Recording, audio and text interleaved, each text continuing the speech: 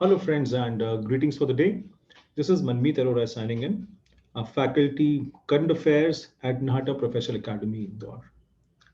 So the date is coming 21st November, जिसका आपको सबको इंतजार है. 21st November आने वाली है. CSEET ICSI examination date. Yes friends, ICSI अपनी online examination second time conduct कर रहा है. पिछली एग्जामिनेशन में थोड़ा सा टेक्निकल लेक्यूना हो गया था, बट आई एम श्योर इस बार उन्होंने सारी तैयारी करी है और वन गो वन शॉट में एग्जामिनेशन कंडक्ट होगी. राइट फ्रेंड्स, अब हम क्यों मिल रहे हैं पर हमको क्यों एकदम से आखिरी मोमेंट पर ऐसे सेशन की जरूरत पड़ जाती है?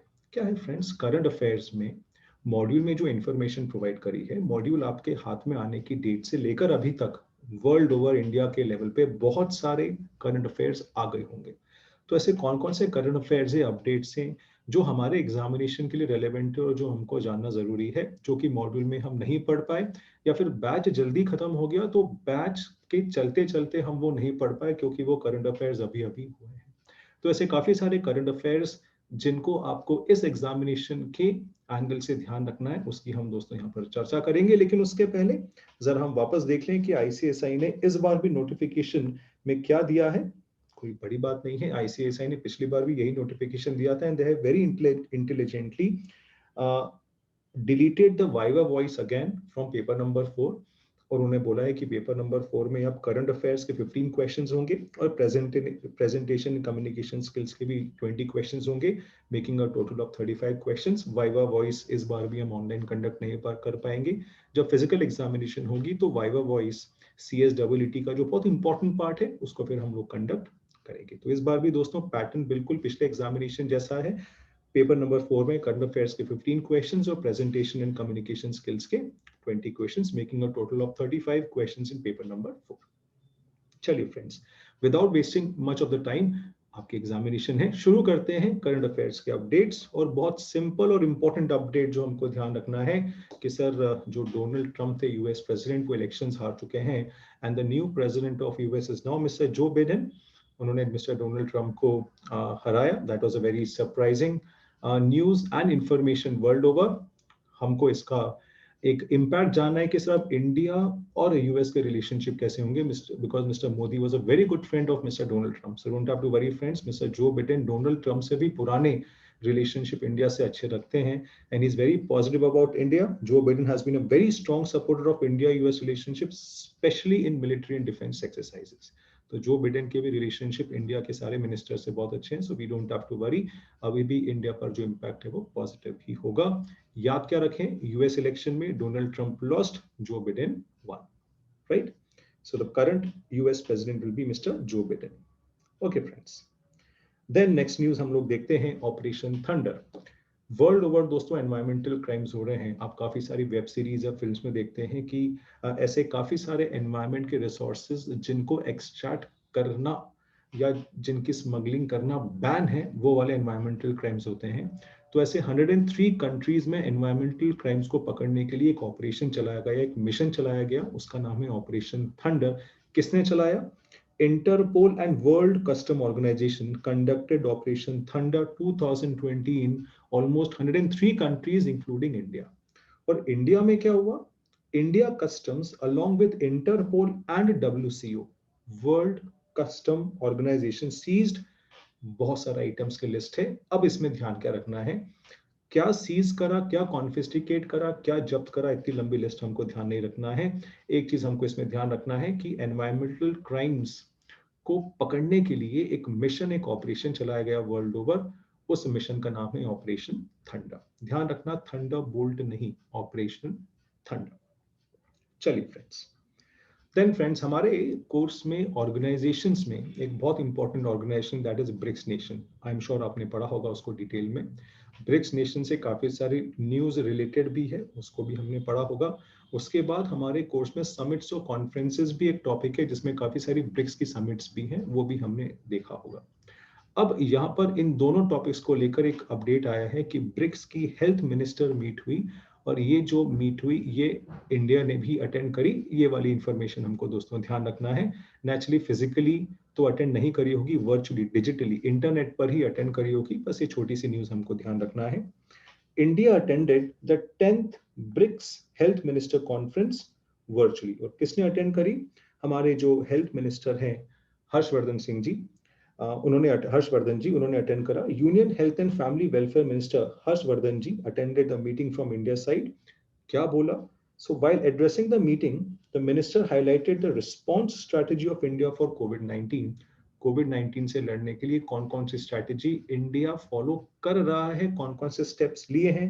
जैसे आरोग्य सेतु ऐप इंस्टॉल करा है, इतिहास सिस्टम हमने इंस्टॉल करा है, ऐसे कौन कौन सी स्ट्रैटेजीज इंडिया ने बनाई है, वो सारी चीजें यहाँ पर शेयर करी है।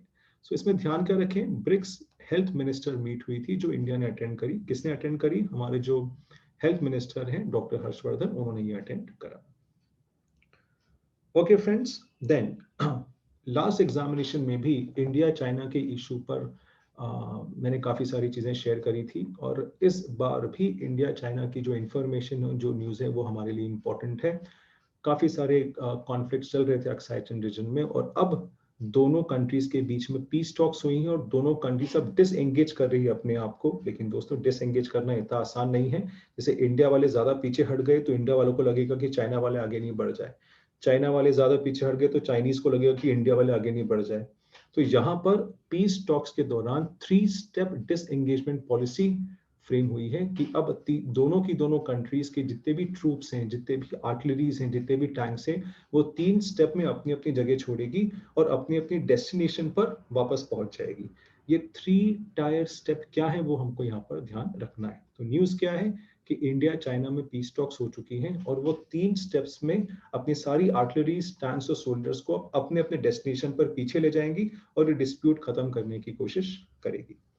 So on 11th November 2020, India and China agreed to implement a 3-step disengagement in Pangong Tso. ये जो Pangong Tso है, ये ईस्टर्न लद्दाख में आता है।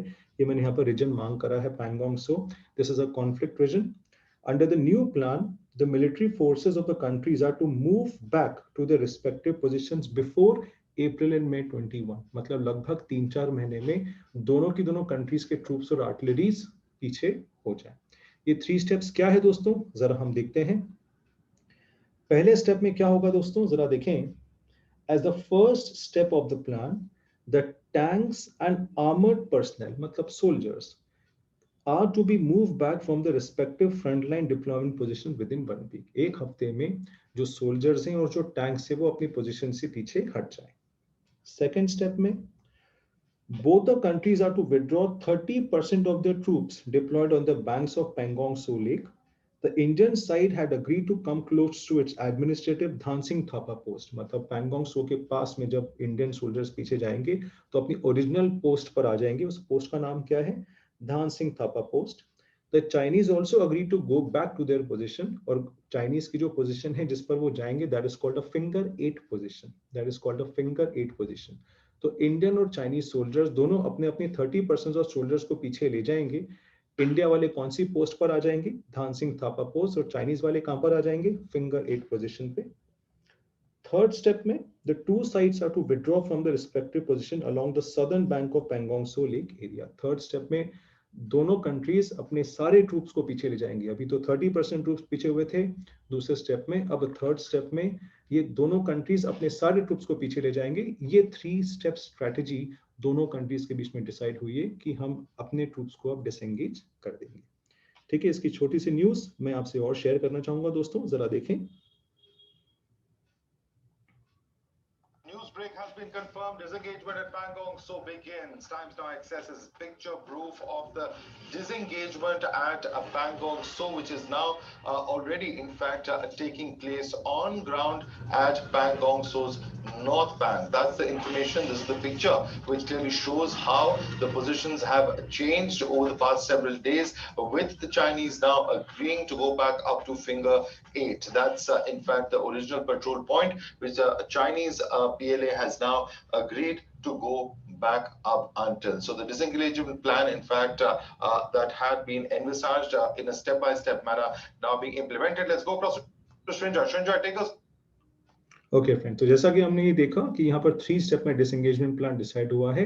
लेटेस्ट न्यूज 11 नवंबर की यही है कि अब इंडिया और चाइना के बीच में पीस टॉक्स हो गई हैं। अभी पूरा मैटर सॉल्व नहीं हुआ है, लेकिन पीस टॉक्स हुई और दोनों ट्रूप्स अपने आप को 3 स्टेप में डिसएंगेज करेंगे फ्रेंड्स। चलिए देन हमारे कोर्स में एक और organisation that is SCO Shanghai cooperation organisation. Shanghai cooperation एक समिट हुई है जो हमको यहाँ पर ध्यान रखना है। इंडिया ने भी समिट को अटेंड करा है। कैसे? अगेन फिजिकली अटेंड नहीं कर सकते, वर्चुअली अटेंड कर सकते हैं। ये छोटी सी समिट हमको ध्यान रखनी है। So on 10th November, India attended the SCO Summit, Shanghai Cooperation Organization Summit. India was represented by Mr. Modi at the summit. The summit was chaired by Russian President Mr. Putin. ये Mr. Putin हमको यहाँ पर दिख ही रहे हैं, ये chairman थे summit के. During the summit, Mr. Modi gave a stern message to both Pakistan and China. Mr. Modi asserted that India had historical ties with SCO countries and is necessary to bring in bilateral issues in SCO agenda. He also asserted that it is important to respect each other's sovereignty and integrity. सारी countries एक दूसरे की respect करें, peace talks में आए, एक दूसरे की sovereignty को respect करें। और चाइना और पाकिस्तान को बहुत strong message दे दिया है कि India is not weak, India is very strong, हम कोई भी step ले सकते हैं through this summit. तो क्या ध्यान रखें, SCO summit हुई Shanghai Cooperation Organization की, chaired by Mr. Putin of Russia, and India also attended this summit. किसने summit attend करी? Mr. मोदी ने ये summit attend करी friends. Now Nepal president releases special anthology on Mahatma Gandhi. अरे सर ये anthology क्या होती है? बायोग्राफी पढ़ी है, ऑटोबायोग्राफी पढ़ी है। इनफैक्ट हमारे कोर्स में सर एक टॉपिक भी है बुक्स एंड ऑथर, जिसमें काफी सारी हमने बुक्स भी पढ़ी। ये एंथोलॉजी क्या है? सो एंथोलॉजी क्या होता है दोस्तों? एक ऑथर की स्क्रिप्ट्स और पोएम्स का जो कलेक्शन होता है, दैट इज एंथोलॉजी। तो महात्मा गांधी जी की 151st एनिवर्सरी पर नेपाल की जो प्रेसिडेंट है श्रीमती विद्या देवी भंडारी, उन्होंने ये एंथोलॉजी महात्मा गांधी जी की रिलीज करी। ये हमको न्यूज ध्यान रखनी है।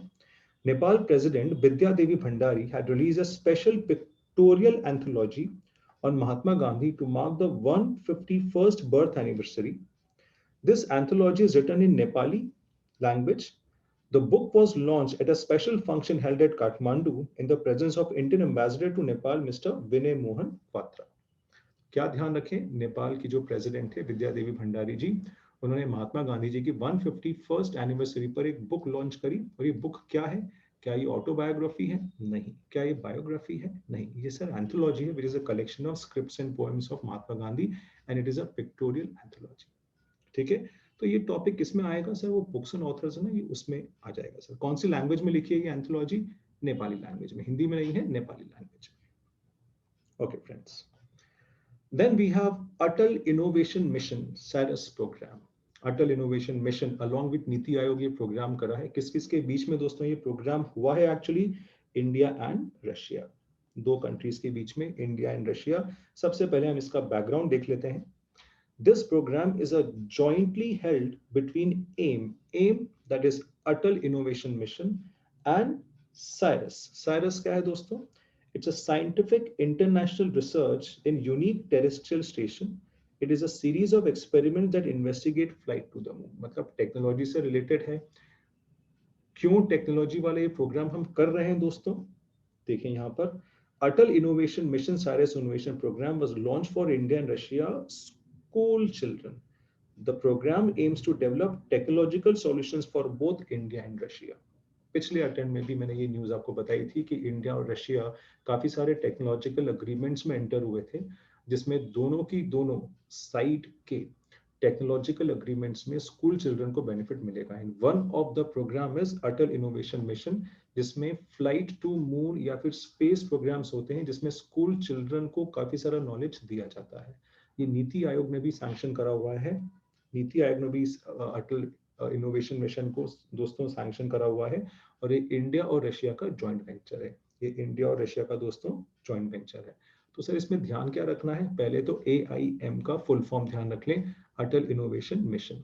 उसके बाद साइरस का फुल फॉर्म ध्यान रख लें। साइरस क्या है सर? ये एक सीरीज ऑफ एक्सपेरिमेंट्स है फ्लाइट टू मून, जिसमें काफी सारे एक्सपेरिमेंट्स और नॉलेज डिसबर्समेंट्स स्कूल चिल्ड्रन को दिए जाते हैं, दैट इज साइरस। और इन दोनों के एमलगमेशन, इन दोनों के मर्जर से जो नॉलेज इवॉल्व होता है वो स्कूल चिल्ड्रन को दिया जाता है, ताकि वो टेक्नोलॉजी वर्ल्ड में ज्यादा नॉलेज गेन कर सके। Atal innovation mission program. Okay friends, अब कंफ्यूजन ये होता है सर, हमने ऑर्गेनाइजेशन एक पढ़ी थी रिजर्व बैंक ऑफ इंडिया, और जो रिजर्व बैंक ऑफ इंडिया अभी स्टेप्स ले रहा है इंडिया को बूस्टअप करने के लिए, वो सर ले रहा है अपने वो मॉनेटरी पॉलिसी के थ्रू। मॉनेटरी पॉलिसी में सर जो क्वांटिटेटिव मेजर्स हैं, जैसे बैंक रेट, CRR, SLR, वो कंटिन्यूसली सर गिरा रहा था ताकि मनी सप्लाई और इन्फ्लेशन बढ़ पाए। लेकिन लेटेस्ट रेट्स हमको क्या ध्यान रखने हैं, क्योंकि सर मॉड्यूल तो काफ़ी पुराना है, उसमें जो रेट्स दिए हैं वो थोड़े से स्टेल हो चुके हैं। इसलिए दोस्तों मैं आपके सामने लेटेस्ट रेट्स लाया हूँ रिजर्व बैंक ऑफ इंडिया के, जो हम एग्जामिनेशन पर्पस के लिए ध्यान रख सकते हैं। Repo rate 4%, reverse repo rate 3.35%, bank rate 4.65%, MSF that is marginal standing facility rate 4.65%, SLR 18.5%, वापस 22.5 से 18.5 हो गया है 18.5%, एंड CRR पिछले अटेम्प्ट जैसे स्टैग्नेंट रहा है, दैट इज 3% फ्रेंड्स। तो ये सारे जो लेटेस्ट रेट्स हैं रिजर्व बैंक ऑफ इंडिया के मॉनेटरी पॉलिसी में दोस्तों, उसको हम लोग ध्यान रखें। Okay, then a new health warning for tobacco products from 1st December. Yes, 1st December आने वाली है, दीपावली चली गई है, आपके एग्जामिनेशन के बाद जो 1st December है उसमें ये चीज एप्लीकेबल हो जाएगी। The Ministry of Health and Family Welfare has announced that the new warnings on the tobacco products will come into effect from 1st December 2020. Sir warnings आपने देखा होगा सिगरेट के पैकेट पर वार्निंग लिखी होती है, अब वार्निंग को चेंज करा जाएगा। क्या चेंज करा जाएगा? Tobacco causes painful death. अभी क्या वार्निंग है? Tobacco kills, that is tobacco causes mouth cancer. इससे कैंसर होता है। लेकिन अब क्या वार्निंग दी जाएगी? ये वाली वार्निंग हटा देंगे और स्टर्न वार्निंग, सीरियस वार्निंग दी जाएगी उस पर, टोबैको कॉजेज पेनफुल डेथ। कब से एप्लीकेबल होगा सर ये? 1 दिसंबर 2020 से ये चीज एप्लीकेबल हो जाएगी, राइट? चलिए, then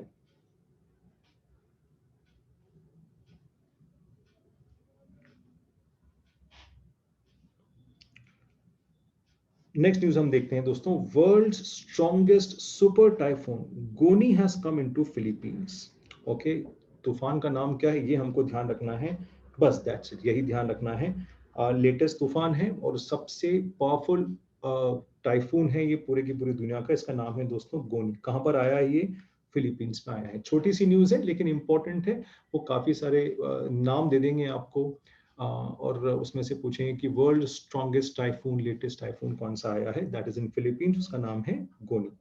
So the world's strongest typhoon Goni hit the eastern part of Philippines, and this typhoon is considered as the strongest typhoon in the world. Strongest typhoon in the world. Sir ये कौन से topic में हम पढ़ पाएंगे? तो दोस्तों हमारे कोर्स में एक टॉपिक है एनवायरमेंट एंड साइंस, तो उसमें ये दोस्तों कवर होता है। गोनी हमको ध्यान रखना है, छोटी सी न्यूज, वर्ल्ड स्ट्रॉन्गेस्ट टाइफून का नाम दोस्तों, राइट? चलिए, अब इंटरनेशनल डिप्लोमेटिक रिलेशनशिप में एक इंपॉर्टेंट न्यूज जो हमको ध्यान रखना है। सूडान, जो हम एक जानते हैं कंट्री है, सूडान को अब टेररिस्ट लिस्ट से हटा दिया। यूएस ने टेररिस्ट लिस्ट जारी करी थी कि टेररिस्ट कंट्रीज कौन कौन सी हैं, और इसमें सूडान का भी नाम था दोस्तों। अब सूडान को इस लिस्ट से हटा दिया क्योंकि सूडान ने कोऑपरेशन काफी ज्यादा दिखाया, और जो एक नॉर्मल कंट्री को करना चाहिए वो सारी चीजें सूडान ने करी। तो यूएस ने सूडान को टेररिस्ट लिस्ट से हटाने का फैसला लिया, और इस फैसले का, इस डिसीजन का इंडिया ने भी वेलकम करा। तो ये न्यूज हमको ध्यान रखनी है। एक जो लिस्ट जारी होती है, ये क्या होती है दोस्तों? It is a list generated by United states, and the list contains or consists of countries that are repeatedly providing support to international terrorism. तो ऐसे काफी सारी लंबी लिस्ट है जिसमें काफी सारी कंट्रीज जो टेररिज्म को सपोर्ट करती थी, उसमें सूडान का नाम था। अब सूडान को उसमें से हटा लिया। Sudan was removed from the list of state sponsors of terrorism. India has welcomed its removal. Also, India welcomed the normalization of Sudan's relationship with Israel. Sudan और इसराइल के बीच में काफी सारे टेंशन चल रहे थे, सुडान ने ये सारे टेंशन्स को कम कर दिए, उन्होंने पीस टॉक्स करी है, इंडिया ने इसका काफी ज्यादा तारीफ करी है, और इसीलिए इन सारे की सारे एक्ट से सुडान का टेररिस्ट कंट्री की लिस्ट से नाम हटा दिया है। ठीक है, तो नाम ध्यान रखेंगे दोस्तों कंट्री का, Sudan, no longer a terrorist country. Now, UN, United Nation Treaty of Banning Nuclear Weapons enters into force. काफी लंबे समय से यूनाइटेड नेशन कोशिश कर रहा है कि न्यूक्लियर वेपन्स सारी कंट्रीज नहीं बनाए, इस पर बैन लगा दिया जाए। काफी सारी कंट्रीज इसका अपोज कर रही थी। कौन कौन सी कंट्रीज अपोज कर रही थी दोस्तों? Russia, United states, Britain, France, China, ये सब इस ट्रीटी को अपोज कर रहे थे।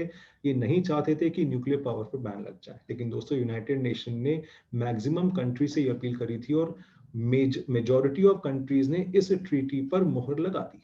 मेजॉरिटी ऑफ कंट्रीज ने इस ट्रीटी पर मोहर लगा दी, मतलब ये ट्रीटी अब पास हो गई।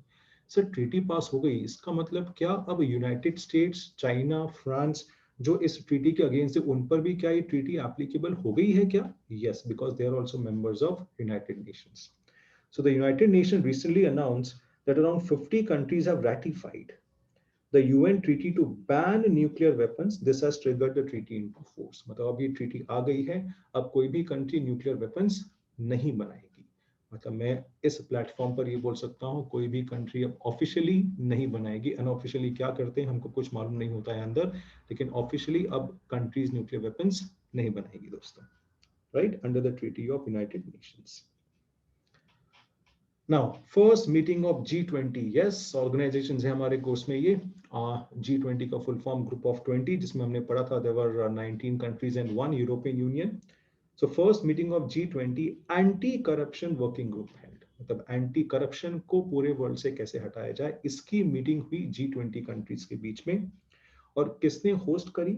Saudi Arabia. And Saudi Arabia becomes the first country to host the meeting. The main objective of the group is to make suggestions on boosting international efforts to combat corruption. So corruption सिर्फ India में ही नहीं है, ऐसा नहीं है, corruption world over फैला हुआ है। तो पूरी दुनिया से करप्शन को कम या कैसे हटाया जाए, इस पर मीटिंग हुई है ग्रुप G20 की। और इंडिया ने पहले भी इसके कौन कौन से एफर्ट्स कर रहे हैं, कौन कौन सी चीजें इंडिया ने करप्शन हटाने के लिए क्रिएट करी गई है? The central vigilance commission, then prevention of corruption act, Lokpal and Lok Ayukta act, right to information act, whistle blowers protection act, benami transaction prohibition act 2016 etcetera. ये ऑलरेडी इंडिया ने स्टेप्स लिए हुए हैं। इंडिया इज कंटिन्यूसली वर्किंग कि करप्शन को इंडिया से कम या कंप्लीटली हटा दिया जाए। धीरे धीरे हटेगा, क्योंकि करप्शन बिल्कुल अंदर तक फैल चुका है, उसके बारे में सारी कंट्रीज चर्चा कर रहे हैं। तो क्यों सर ये पढ़ रहे हैं हम? क्योंकि हमारे कोर्स में G20 भी है और हमारे कोर्स में इन सारी ऑर्गेनाइजेशन की समिट्स और कॉन्फ्रेंस भी है। तो G20 ने एक एंटी करप्शन वर्किंग ग्रुप बनाया और उसकी मीटिंग हेल्ड करी। चलिए, now India receives a second set of Swiss bank account details. Yes दोस्तों, जब मिस्टर मोदी पीएम बनने वाले थे, उन्होंने प्रॉमिस करा था कि हम स्विस बैंक से सारा काला पैसा ले आएंगे, और उन्होंने स्विस बैंक से इंफॉर्मेशन को भी डिमांड करा। ठीक है, तो स्विस बैंक ने पहला सेट ऑलरेडी दे दिया था। कब दिया था दोस्तों? 2019 में, जिसमें उन्होंने अकाउंट होल्डर्स की डिटेल्स और उस अकाउंट में कितना कितना पैसा है वो दिया था। That was the first set. अभी उन्होंने स्विस बैंक से सेकंड सेट दिया है। सेकंड सेट में और ज्यादा अकाउंट होल्डर्स के नाम और उनके अकाउंट में कितना कितना पैसा है उसकी लिस्ट भी इंडिया को दे दी है। So 9th October 2020, India received a second set of Swiss bank details under Automatic Exchange Pact signed with Switzerland. The pact was a key milestone of Government of India in its fight back against black money. तो लोग यहाँ पर काला पैसा, काला धन, black money कमाते थे और स्विस बैंक में डिपॉजिट कर देते थे। इंडिया ने एक अग्रीमेंट करा स्विट्जरलैंड गवर्नमेंट से, जिसका नाम था ऑटोमेटिक एक्सचेंज पैक्ट। इस एक्सचेंज पैक्ट के अंतर्गत स्विट्जरलैंड को सारी की सारी ब्लैक मनी अकाउंट होल्डर्स की लिस्ट इंडिया को देनी पड़ेगी। ये उसमें पैक्ट था। तो उस पैक्ट, उस अग्रीमेंट के अंडर स्विस बैंक से सारी डिटेल्स इंडिया के पास में आ रही है। सेकेंड टाइम सेकेंड सेट ये आया है, फर्स्ट सेट ऑलरेडी 2019 में दोस्तों आ चुका था। तो ये न्यूज हमको ध्यान रखनी है। Then RBI bans FDI establishment from Mauritius. FDI is foreign direct investment. Reserve bank of India ने फॉरेन डायरेक्ट इन्वेस्टमेंट का इनफ्लो अब बंद कर दिया है मॉरिशस से। इसका मतलब सिंपल वर्ड्स में समझाइए सर। मतलब ये है कि अगर अब मॉरिशस का कोई बिजनेसमैन या कंपनी इंडिया में अपना बिजनेस करना चाहती है तो आरबीआई से परमिशन लेनी होती है। आरबीआई परमिशन नहीं देगी, आरबीआई ने बैन कर दिया है।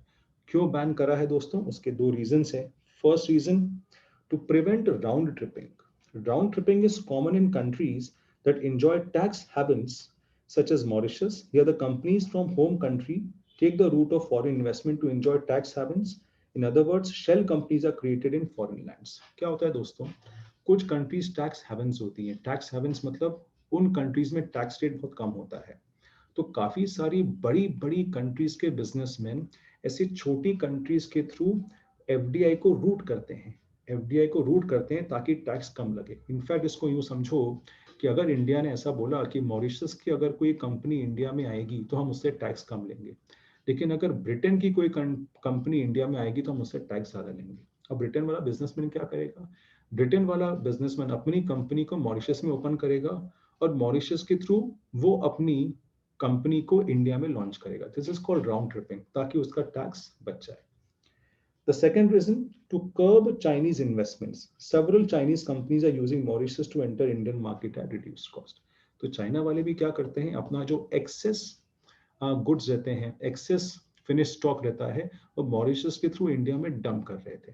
ठीक है, इस चीज पर भी रोक लगाने के लिए रिजर्व बैंक ऑफ इंडिया ने मॉरिशस और मॉरिशस जैसे जो कंट्रीज हैं जिसमें हमने टैक्स कम कर दिया था एफडीआई पर, वो सारी की सारी रिजर्व बैंक ऑफ इंडिया ने बैन कर दिया है दोस्तों। तो very very important news. RBI recently said that companies can not set up FDI from Mauritius. The Apex Bank also banned FDI from jurisdictions similar to Mauritius as they do not comply with norms set up by Financial Action Task Force FATF.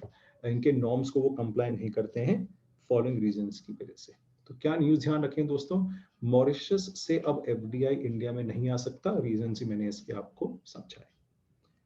चलिए, then CEPI or CEPI to include India amongst 6 other countries for COVID-19 vaccine test. This is a very good moment for us. CEPI जो कि पूरे world में famous है, full form इसका देखेंगे coalition मतलब साथ में आना, merger of epidemic preparedness for innovation. तो जितनी भी एपिडेमिक्स आती हैं उनके लिए हम पहले ही प्रिपेयर कर लें, उसके लिए एक ऑर्गेनाइजेशन बना है। उस ऑर्गेनाइजेशन ने इंडिया के एक इंस्टीट्यूट को भी ऑथराइज करा है कि आप भी कोविड-19 की वैक्सीन में हमारा साथ दो। सो ये CEPI का जो हेड ऑफिस है वो कहां पर है दोस्तों? नॉर्वे में। It is a foundation that takes donations to finance research projects developing vaccines against emerging infectious disease. मतलब कोविड-19 के लिए भी ये वैक्सीन बना रहा है और बहुत तेजी से बना रहा है। अब इंडिया में कौन से लैब को यहाँ पर ऑथराइज कराए? The THSTI, full form translational health science and technology institute of India has been recognized under the global network of CEPI for assessment of COVID-19 vaccines. So ये जो THSTI है, it is a autonomous institute of Department of Biotechnology. तो ये recently जो है CEPI ने authorise करा है THSTI लैब ऑफ इंडिया को। अब ये भी कोविड-19 की जो वैक्सीन है उसका असेसमेंट कर पाएगा। पूरे वर्ल्ड में इसकी भी रिपोर्ट्स जाएगी फ्रेंड्स। ओके, थोड़ा सा स्पोर्ट्स सेक्शन की न्यूज को हम अपडेट कर लें। चाइना चेनमेंग, नाम नॉर्मली चाइनीज के कठिन होते हैं याद रखना, इसका नाम बड़ा आसान है। Chinese Chen Meng wins ITTF, table tennis की बात कर रहा हूं, वुमेन्स वर्ल्ड कप टाइटल। इसका मतलब अब वुमेन्स वर्ल्ड कप में बेस्ट प्लेयर कौन है टेबल टेनिस का? उनका नाम है चेनमेंग। ये वाली न्यूज हमको ध्यान रखना है। So she has been crowned as a winner of first ever ITTF Women's World Cup title. Chen Meng is the world's #1 women table tennis player at present. ठीक है, तो रिसेंटली इन्होंने चैंपियनशिप जीती है ITTF and she is the best table tennis player of the world right now. Chen Meng. Okay friends, then important और सारी चीजें आपको मालूम है इसकी। Mumbai Indians win IPL for the 5th time. Yes, important news है, करंट न्यूज है, examination में आ सकती है, बिल्कुल स्पोर्ट्स सेक्शन में आ सकती है friends.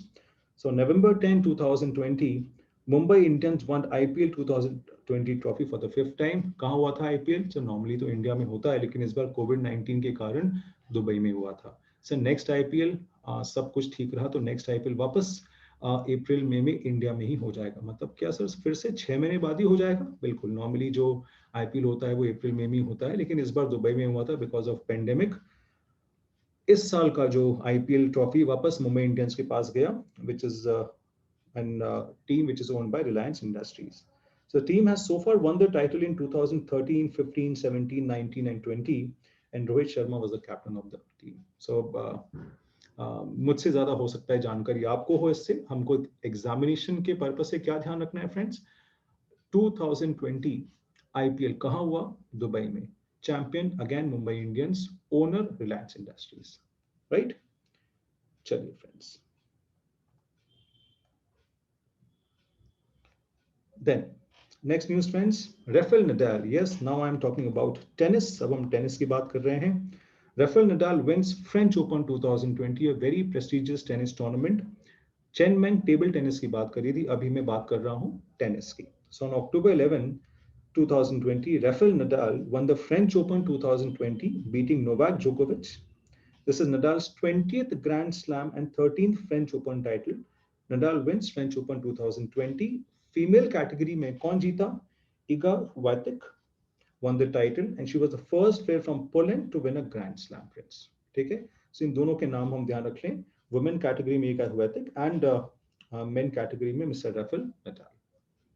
So this is the French Open champion, Mr. Rafael Nadal. Okay. Then friends, proud moment for us again. Tata ने कर दिखाया world's first CRISPR-Cas9 based diagnostic tool. Tata ने कोविड-19 का एक डायग्नोस्टिक टूल निकाला है। जैसे अभी कोविड टेस्ट करते हैं तो रिपोर्ट लगभग हमको 6-7 घंटे 7-8 घंटे बाद आती है। टाटा ने एक टूल निकाला है जिससे हमको रिपोर्ट 40 to 45 मिनट्स में ही या 35 to 40 मिनट्स में हमारे पास आ जाएगी। ठीक है, और इसको अप्रूव भी कर दिया गया है। So again it's a proud moment for India. Tata Medical and Diagnostic Limited, that is Tata MD, have unveiled Tata MD Check. नाम इसका क्या है? Check, which is a novel diagnostic testing for COVID-19. The testing will have a reaction time of 45 to 50 minutes in lab, and the total testing time starting from extraction of RNA sample to results in 75 minutes. मतलब 1-1.5 घंटे में आपको आपकी पूरी report मालूम पड़ जाएगी कि आपको कोविड हुआ है या नहीं हुआ है और कौन से लेवल का हुआ है। ये टाटा का डायग्नोस्टिक टूल है। डायग्नोस्टिक टूल का हमको नाम रखना है दोस्तों, चेक। राइट, सिंपल न्यूज लेकिन इंपॉर्टेंट न्यूज। चलिए friends, now again a proud moment for India.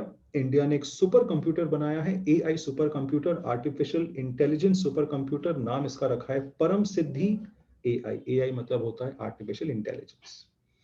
So on 5th October 20, the Center for Development of Advanced Computer, that is CDAC, commissioned the largest HPC AI supercomputer, HPC, that is High Performance Computing and Artificial Intelligence. नाम full form आप ध्यान रखेंगे, HPC AI का, high performance computing, और AI का full form artificial intelligence. नाम क्या है कंप्यूटर का?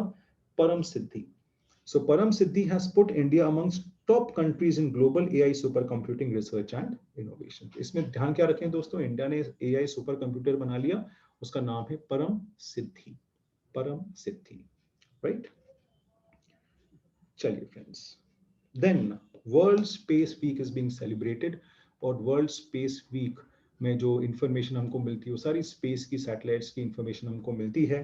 और जो वर्ल्ड स्पेस वीक सेलिब्रेट होता है हर साल, वो कब कब होता है? 4 अक्टूबर से लेकर 10 October. So the world space week is celebrated between 4 October and 10 October. The week is being celebrated under United Nations resolution that was passed in 1999, और इस साल का वर्ल्ड स्पेस वीक की थीम क्या है? Satellites improves life. सैटेलाइट्स हमको काफी सारी इंफॉर्मेशन देता है। आपका जो टाटा स्काई है, DTH कनेक्शंस हैं, सब सैटेलाइट के थ्रू चलता है, तो सैटेलाइट्स इम्प्रूव लाइफ। अब ये 4 अक्टूबर को ही क्यों चुना? So the World Space Week begins on 4th October. Why?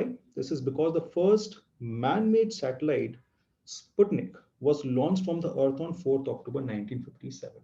तो जो फर्स्ट मैन-मेड सैटेलाइट है वो अर्थ से लॉन्च हुई थी स्पेस में 4 अक्टूबर को, इसलिए 4 अक्टूबर से वो वर्ल्ड स्पेस वीक 4 अक्टूबर से मनाने की कोशिश करते हैं। 4 अक्टूबर से 10 अक्टूबर तक इस साल का वर्ल्ड स्पेस वीक बनाया जा रहा है। ओके फ्रेंड्स, देन छोटी सी news, finance minister announces economic stimulus package 4.0। Mister Modi आए थे लॉकडाउन में और मिस्टर मोदी ने बोला था कि अब हम 20,000 करोड़ का पैकेज दे रहे हैं इंडिया वालों को, जिसको कि हम पार्ट्स में देंगे और इससे इंडियन इकोनॉमी जो है बूस्ट अप करेगी। तो अब उस 20,000 करोड़ का जो फोर्थ पार्ट है वो डिसबर्स करा है, उसको इकोनॉमिक स्टिमुलस को अब डिसबर्स करा इकोनॉमी में, ताकि इकोनॉमी और स्ट्रॉन्ग हो जाए। बस यही न्यूज हमको ध्यान रखनी है। जो हमारी फाइनेंस मिनिस्टर हैं Shrimati Nirmala Sitharaman, she announce the economic stimulus package 4.0। इस इकोनॉमिक स्टिमुलस का जो ऑब्जेक्टिव है वो एम्प्लॉयमेंट जनरेशन का है, इससे बहुत ज्यादा एम्प्लॉयमेंट जनरेशन दोस्तों होगा। ओके, देन हमारे कोर्स में एक टॉपिक भी है दोस्तों, स्कीम्स, गवर्नमेंट स्कीम्स। तो गवर्नमेंट स्कीम्स को थोड़ा सा हम पढ़ते हैं। एक स्कीम है जिसका नाम है कुसुम, ठीक है, फुल फॉर्म किसान ऊर्जा सुरक्षा उत्थान महाअभियान। किसान ऊर्जा सुरक्षा उत्थान महाअभियान, शॉर्ट फॉर्म कुसुम, पीएम प्राइम मिनिस्टर। तो पीएम कुसुम स्किल्ड, मतलब ये स्कीम ऑलरेडी चल रही थी। और ये स्कीम किसको लेके है दोस्तों? ये जो सोलर पैनल्स हैं जिससे सोलर एनर्जी जनरेट होती है, ये उसको लेकर है। So the scheme was launched to help farmers install solar pumps, grid connected solar power and other renewable power plants, जिससे कि किसानों का जो इलेक्ट्रिसिटी का खर्चा है वो कम आ जाए। गांव में नॉर्मली इलेक्ट्रिसिटी बहुत डाइसी होती है, कभी आ रही है कभी जा रही है, और जो फार्मर्स होते हैं वो इन्वर्टर्स और जनरेटर्स को अफोर्ड नहीं कर पाते हैं। तो ये वाली स्कीम लॉन्च करी ताकि वहां पर सोलर पैनल्स या ग्रिड सेटअप हो जाए, सन की एनर्जी से ही उनकी सारी मशीन्स चलेंगी। So the Ministry of New and Renewable Energy has recently issued orders to expand PM Kusum. Expand मतलब इसकी कैपेसिटी को बढ़ा रहे हैं, जितने सोलर ग्रिड और पैनल्स को सेटअप कर रहे हैं उसकी कैपेसिटी को बढ़ा रहे हैं। Accordingly, the new target of scheme has been enhanced to achieve solar capacity to 30.8 GW by 2022. मतलब इसकी एक्सपेंशन को लेकर न्यूज है, PM कुसुम स्केल्ड अप। पहले लगभग 23.5 GW था, अब ये 30.8 GW हो गया है friends, right? So PM Kusum scheme has been scaled up relating to solar energy. Then friends, another scheme, that is Swamitva Yojana. Prime Minister Narendra Modi launched Swamitva scheme, that is full form ध्यान रखेंगे, Survey of Village Abadi and Mapping with Improvised Technology in Village Areas. अरे बाप रे sir, नाम पूरा ध्यान रखना है बिल्कुल दोस्तों। Survey of Villages Abadi and Mapping with Improvised Technology in Village Areas। Sir इस स्कीम में होता क्या है? स्कीम में दोस्तों क्या होता है कि गवर्नमेंट के बहुत सारे ड्रोन्स होते हैं। ये जो ड्रोन्स हैं वो हवा में उड़ते हैं और वो ड्रोन्स एक्चुअली जितने भी विलेजेस हैं वहाँ की लैंड की मैपिंग करते हैं और ये देखते हैं कि लैंड किस किस का है, और लैंड किसका है इसको लोकेट करने के बाद उसका जो ओनरशिप कार्ड है फार्मर्स को दिया जाता है, ठीक है, क्योंकि ऐसे पूरी इंफॉर्मेशन प्रिसाइजली आ नहीं रही है। तो स्वामित्व योजना, स्वामित्व मतलब क्या होता है? ओनरशिप। स्वामित्व मतलब होता है ओनरशिप। तो लैंड की ड्रोन से मैपिंग कर कर ये देखा जाता है कि उस लैंड का एक्चुअली ओनर कौन है या उस लैंड पर कौन सा फार्मर काम कर रहा है। उस फार्मर को उस लैंड का ओनरशिप कार्ड दिया जाता है ताकि कोई और उस लैंड पर कब्जा जमाने आए तो गवर्नमेंट की तरफ से वो जो ओनरशिप कार्ड है वो स्वामित्व योजना के अंडर वो फार्मर बता सकता है कि this card has been given to me by government और ये लैंड मेरा है, ये जमीन मेरी है, right? So the scheme was launched to provide help in mapping rural inhabited lands using drones and latest survey methods. ये है स्वामित्व scheme. Okay friends, then we have another scheme that is PM Swanidhi योजना, प्रधानमंत्री स्वनिधि योजना। इसमें क्या होता है दोस्तों? Ministry of Housing and Urban Affairs launched this scheme, PM Street Vendors Atmanirbhar Nidhi, that is PM Swanidhi। पूरा नाम PM Street Vendors Atmanirbhar Nidhi। निधि मतलब पैसा, funds, that is PM Swanidhi। अभी किसके लिए होगा? The scheme has been launched to empower street vendors, जो footpath पर वेंडर्स होते हैं, फुटपाथ पर सेलर्स होते हैं जो अपने गुड्स बेचते हैं छोटे स्केल पर, ये स्कीम उनके लिए है। Under this scheme, the ministry aims to provide collateral free loans of up to 10,000 to street vendors for resuming their business in urban areas। Lockdown में बहुत सारे बिजनेसेस इफेक्ट हुए हैं, प्रभावित हुए हैं। तो इस स्कीम के अंडर क्या होगा कि काफी सारे स्ट्रीट वेंडर्स को 10,000 तक का लोन दिया जाएगा, कोलैटरल फ्री। कोलैटरल फ्री मतलब उनको उस पर सिक्योरिटी देने की जरूरत नहीं पड़ेगी। I am not saying that is interest free, but I am saying that is collateral free. तो उस पर उनको सिक्योरिटी देने की जरूरत नहीं पड़ेगी।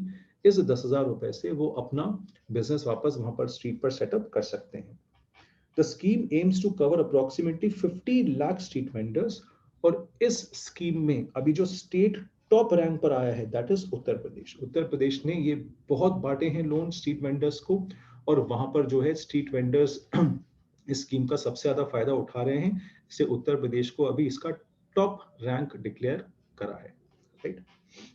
चल then friends, fortification of rice scheme to be implemented in 15 states. ये fortification दोस्तों क्या होता है दोस्तों? Fortification of rice is done by adding micronutrient powder to the rice. This powder adheres to rice grains. इससे जो rice है वो और ज्यादा refine हो जाता है powder से और इसमें nutrient value दोस्तों बढ़ जाती है. This is called fortification of rice. और fortification of rice की जो scheme है गवर्नमेंट को बहुत अच्छी लगी और गवर्नमेंट इसको 15 और states में implement करने की सोच रहा है. So the Department of Food and Public Distribution, Government of India has been implementing the centrally sponsored pilot scheme on fortification of rice and its distribution through public distribution system, that is PDS. तो rice की nutrient value बढ़ाकर अब ये ration की दुकान पर ये rice रखेंगे और लोगों में बांटेंगे. 15 स्टेट्स में ये स्कीम और एक्सपैंड करने की गवर्नमेंट कोशिश कर रही है. तो फोर्टिफिकेशन मतलब कॉन्फेस्टिकेशन नहीं, यहाँ पर फोर्टिफिकेशन मतलब राइस की न्यूट्रिएंट वैल्यू को बढ़ाना, राइस की न्यूट्रिएंट वैल्यू को बढ़ाना. Okay friends, Delhi government launches green Delhi mobile application. Green Delhi है ना, अभी तो ब्लैक दिल्ली हो रहा है, तो ग्रीन दिल्ली मोबाइल एप्लीकेशन क्या है?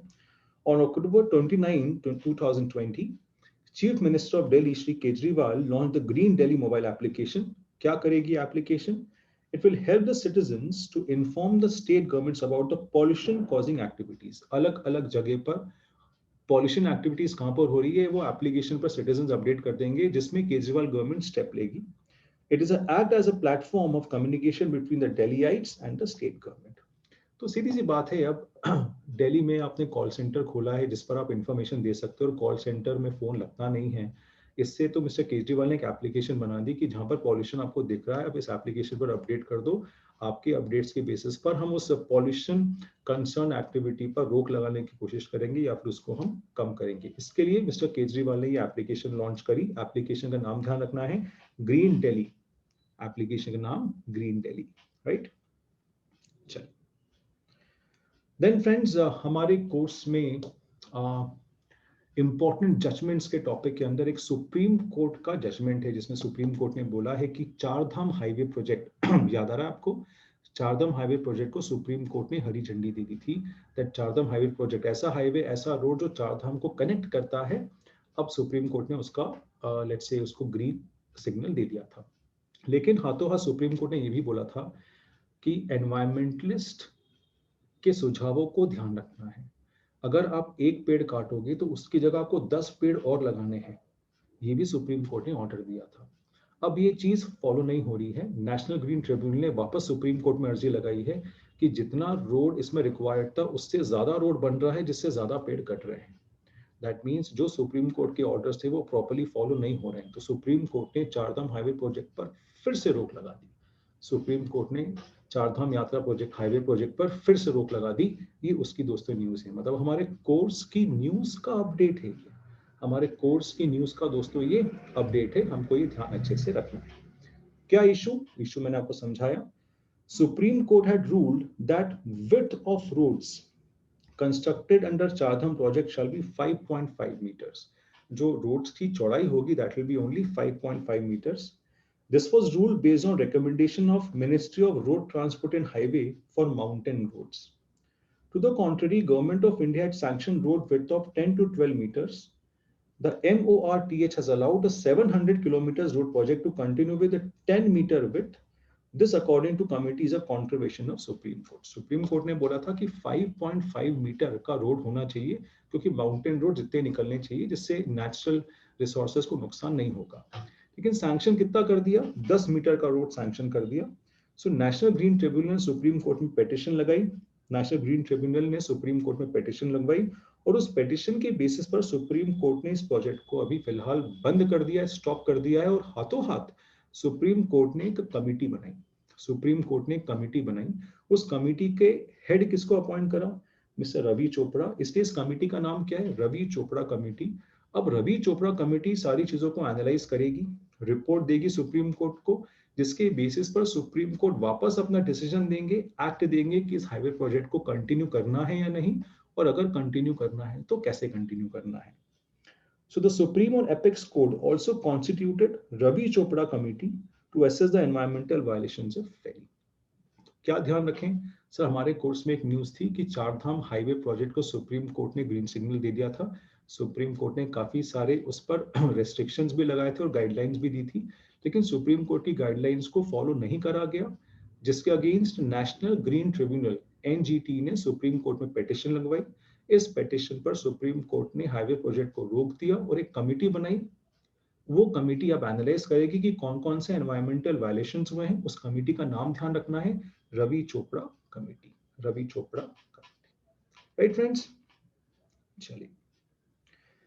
Then very easy news, FASTags made mandatory to all four-wheelers from 1st January 2021। नवंबर चल रहा है, 1 जनवरी 2021 से आपकी गाड़ी पर, इनफैक्ट आपके घर की हर गाड़ी पर जिसमें 4 पहिए हैं, 4 व्हीलर्स, कार, जीप्स एटसेट्रा, उसमें फास्टैग अब कंपलसरी हो गया है। So the Ministry of Road Transport and Highways has made FASTags mandatory for all 4-wheelers from 1st January 21। So fast tag के बारे में हमको मालूम है, these are all prepaid tags जो आपकी गाड़ी के सामने लग जाते हैं। टोल टैक्स जाओगे तो ऑटोमेटिकली आपका पैसा कट जाएगा, जिसमें टाइम बचता है, आपके बैंक अकाउंट से या जो वाउचर से पैसा ऑटोमेटिकली कट जाता है।